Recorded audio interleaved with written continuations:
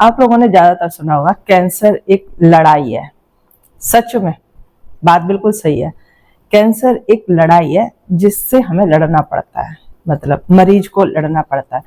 एक युद्ध है, ये मान लो एक युद्ध है जिससे हमें लड़ना पड़ता है। लड़ने वाला मरीज अकेला होता है, उसी को लड़ना है, मेंटली तौर पे भी लड़ना है और अपने फिजिकली तौर पे भी उसको उस बीमारी से लड़ना होता है। कैंसर एक भयानक बीमारी यूं ही नहीं बोली जाती, उसमें भयानक बात है।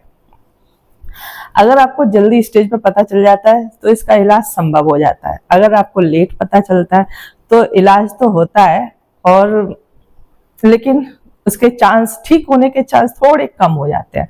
तो इसको पहले ही पता करके और जैसे ही आपको शक हो वैसे ही डॉक्टर के पास जाना चाहिए।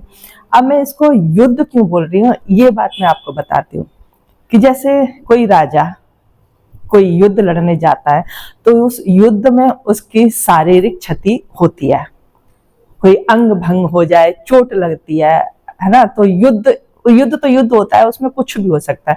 या राजा मर भी जाते हैं या जीत जाते हैं तो उनको चोटें बहुत लगती हैं, कोई हाथ कटेगा या पैर कटेगा, जीवित तो बच गया, युद्ध भी जीत लिया उसने, लेकिन कोई अंग भंग हो गया। इसी तरह ये कैंसर का युद्ध होता है।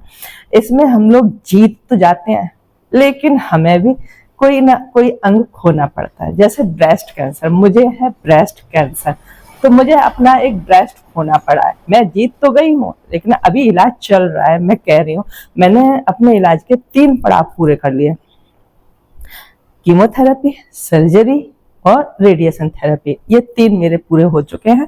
अब मेरी चलेगी ओरल कीमो, वो आगे मैं आपको बताऊंगी, अभी नहीं। अभी रेडिएशन थेरेपी हो करके बस आई हूं मैं, अभी 2 दिन हुए हैं। तो अभी थोड़े दिन बाद मुझे बुलाया डॉक्टर ने, तब ये दवाई चलाएंगे।